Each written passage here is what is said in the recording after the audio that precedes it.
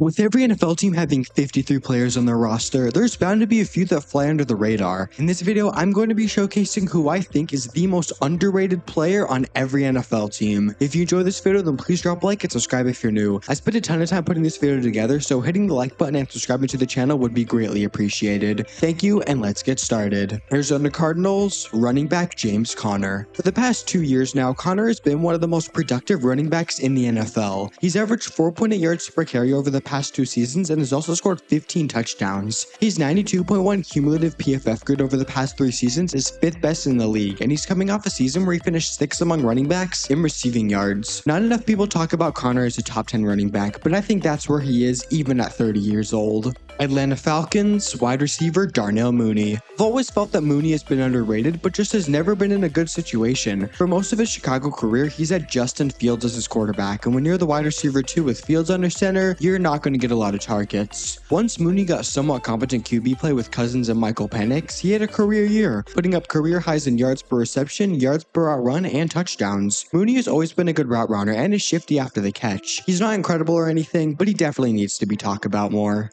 Baltimore Ravens running back Justice Hill. Everyone likes to talk about Derrick Henry, and rightfully so. He's one of the best running backs in the NFL. But not enough people talk about the RB2, Justice Hill. I think Hill is one of the better RB2s in the league. He's the perfect complement to Henry. Hill is a smaller but super shifty guy who's great out of the backfield. He's the Ravens' primary receiving back for a reason. He's also been productive on the ground though. He even averaged 4.9 yards per carry in 2024. Hill isn't going to make any headlines, but the Ravens' offense wouldn't be the same without him. Buffalo Bills cornerback Christian Benford. He's less underrated this year than he was last year, but still not enough people are talking about Benford as a top 10 cornerback. He has 4 interceptions and 12 pass breakups over the last 2 seasons, and in 2024, he allowed just a 72.3 passer rating when targeted. He was also 4th in snaps per target, 2nd in snaps per reception, and 15th in forced completion rate. Benford has been a really good cornerback and is part of the reason the Bills have had a top 10 defense the past 2 years. Carolina Panthers edge rusher DJ Wonnum. Wonnum isn't anywhere close to a top edge rusher in the league, but I've always felt he was underrated, even going back to his time in Minnesota. He's coming off a 2024 season where he had an 11.4% pressure rate and 4 sacks in 8 games, which isn't bad at all. Wonnum isn't crazy productive, but it always seems like he steps up big time when it matters most. Since 2022, 9 out of his 14 sacks have come on 3rd down. Maybe it's because I've watched so much of him, but I really do think Wonnum is underrated. Chicago Bears tight end Cole Kmet.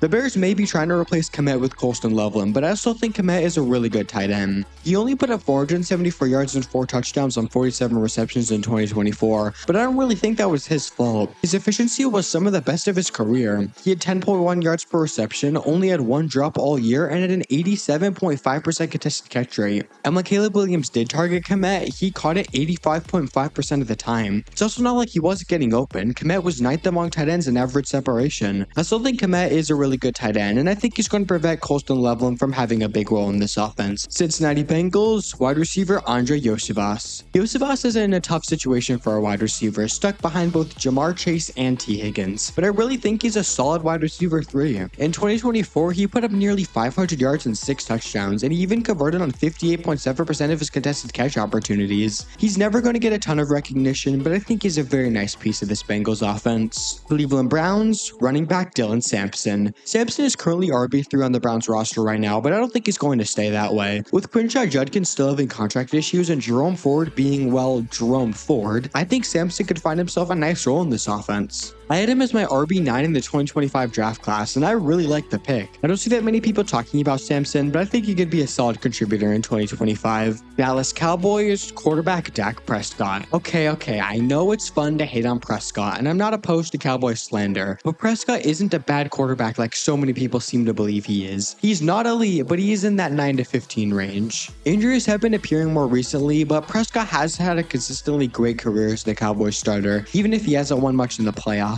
I know it's popular to say Prescott is overrated, but I honestly think the opposite. Denver Broncos cornerback Riley Moss. The Broncos had the NFL's best defense in 2024, and yes, that was because of great players like Pat Surtain, Zach Allen, and Nick Bonito, but it was also because of players like Riley Moss, the original white cornerback. The 2023 third-round pick played quite well in his second season, finishing with 1 interception of 4 pass breakups. Because Pat Surtain was on the other side, Moss was targeted a lot, but he handled things pretty well. He had a 65.6 allowed reception percentage, which was actually less than Surtain's. Moss definitely isn't a superstar corner, but I feel like he should be talked about more as a core part of this Broncos defense. Detroit Lions, linebacker Jack Campbell. The Lions got a lot of flack for drafting Campbell 18th overall in 2023, but so far, he's been well worth the pick. Campbell had a breakout second season where he had 73 tackles, 43 defensive stops, and 3 pass breakups. He was one of the better run-defending linebackers in the league in 2024, finishing with just a 7.5% missed tackle rate and a 10.7% run stop rate, which was 13th and 7th respectively. Campbell is a very good linebacker for the Lions, and I think they're very happy with their pick. Green Bay Packers, tight end Tucker Kraft. How Kraft doesn't get more top 10 tight end talk is beyond me because I think he is absolutely in that conversation. Kraft finished his 2024 season with 707 yards and 7 touchdowns, which was 7th and 4th among tight ends respectively. He was also 3rd in yards per reception and 1st in yards after the catch per reception. On top of all that, he had just 2 drops all year. Kraft is an absolute stud and he definitely deserves more praise. Houston Texans, cornerback Kamari Lassiter. Okay, maybe it's just evading me, but how have I not seen any hype for Kamari Lassiter? To be honest, he was almost as good as Quinyon Mitchell last season, and that's no disrespect to Mitchell. Lassiter was amazing as a rookie. He had 3 interceptions, 5 pass breakups, and allowed just a 69.1 passer rating when targeted. Also, his 47.8 allowed reception percentage was 3rd best among all corners. I think Lassiter is a really good cornerback and is definitely one of the most underrated players in the entire NFL. Jacksonville Jaguars, cornerback Jordan Lewis. Lewis was one of the most underrated additions any team made this offseason, and he's one of the best pure slot corners in the league. Lewis finished his 2024 season with 5 pass breakups, a pick, and 24 defensive stops. He is really solid in coverage, and I think he could be huge for Jacksonville's defense. Indianapolis Colts, wide receiver Alec Pierce. When talking about the Colts weaponry, most people refer to Josh Downs, Tyler Warren, and Jonathan Taylor, but Alec Pierce quietly led the Colts on both receiving yards and receiving touchdowns in 2024. He only had 37 receptions, but he had 824 yards and 7 touchdowns, and he led the entire NFL with 22.3 yards per reception. Pierce is a bit of a one-dimensional receiver. He's a pure deep threat with a limited route tree, but he's really good at playing his role, and I think he's one of the best wide receiver 3s in the NFL.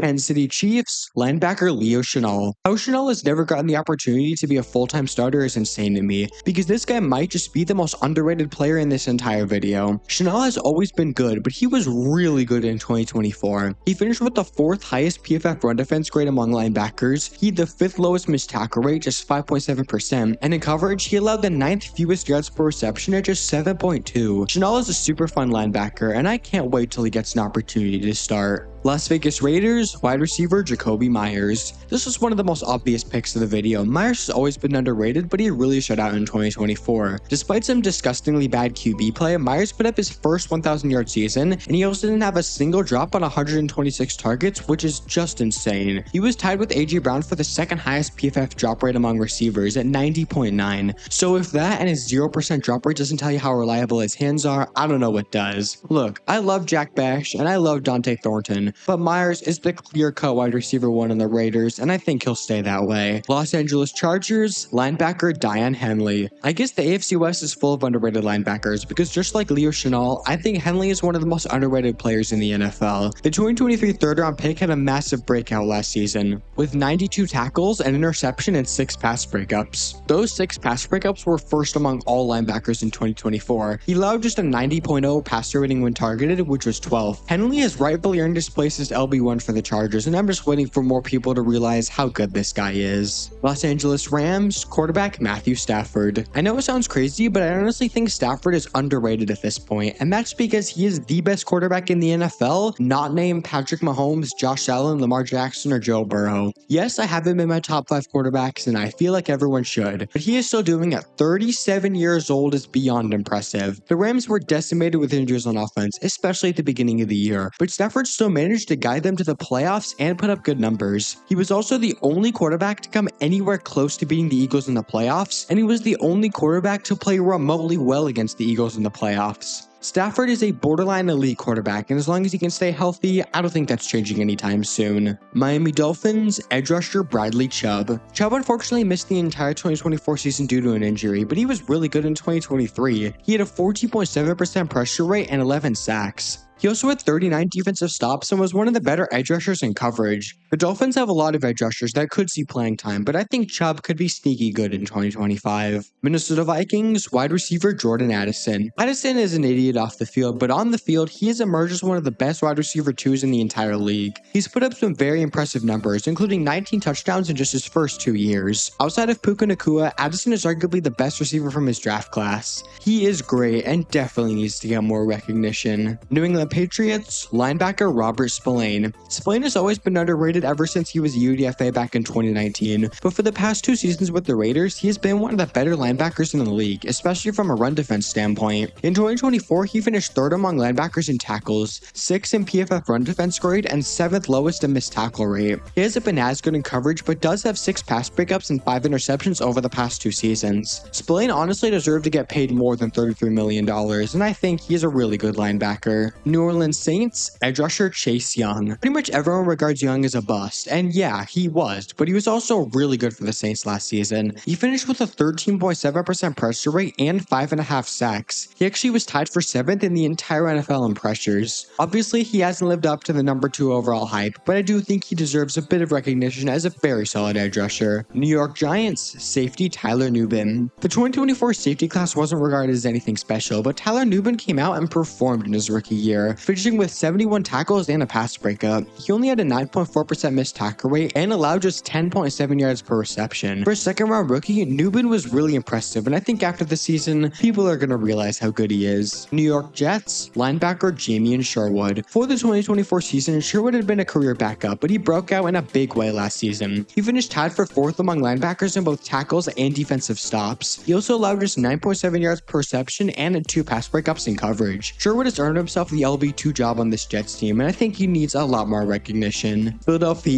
Eagles, linebacker Zach Bond. Bond was arguably the best linebacker in the league in 2024, yet I still see lists with him outside the top 3. Bond was top 3 in the following stats: PFF grade, PFF coverage grade, tackles, and defensive stops. He was 6th in yards per reception allowed and 9th in passer rating allowed when targeted. I know that it's not good to overreact after 1 season, but if he's not in your top 3 linebacker list, then I don't know what you're doing. Pittsburgh Steelers, edge rusher Alex Highsmith. When talking about the Steelers defense, most people immediately point to TJ Watt or Cam Hayward, but Highsmith is easily the best number 2 edge in the league and probably would be the number 1 in at least half of all NFL teams. He was actually more productive than Watt in 2024, finishing with a 16% pressure rate and 6 sacks. And out of all edge rushers with at least 250 snaps, Highsmith had the lowest missed tackle rate, just 2.5%. Highsmith is a huge part of the Steelers defense, and he definitely deserves more credit. San Francisco 49ers, running back Brian Robinson Jr. Just yesterday, Robinson was traded to the 49ers for a 6th-round pick, and I think this was a fantastic addition that is not getting the attention it deserves. Robinson is a really solid, well-rounded running back, and considering Isaac Guerendo and Jordan James have been dealing with injuries, and Christian McCaffrey is 29 years old and also injury-prone, I absolutely loved this move. I think Robinson could be a much bigger contributor to this offense than many think. Seattle Seahawks, wide receiver Torrey Horton. Horton was a 5th-round pick in this past draft, but it seems like he has already earned himself the wide receiver 3 spot on this roster. I really liked Horton. I thought he should have been drafted in the 4th round, and he will be the primary outside receiver on this team. I think he could have a surprising rookie year and emerge as a really good receiver. Tampa Bay Buccaneers, linebacker Levante David. The ageless wonder, David is somehow still one of the best linebackers in the league despite being 35 years old. He is not at all fallen off. In 2024, he finished with 90 tackles, 53 defensive stops, 4 pass breakups, and an interception. He's arguably the smartest linebacker in the NFL, and I don't know what's more surprising, the fact that he's still playing this well at 35 years old, or the fact that he's still being underrated. Tennessee Titans, wide receiver Xavier Restrepo. I haven't been shy about how much I love Restrepo coming out of the draft. I thought he should have been a day 2 pick, not an undrafted free agent. He was Cam Ward's number 1 guy at Miami, and if Tyler Lockett gets hurt, Restrepo would probably be the guy to step into the slot role.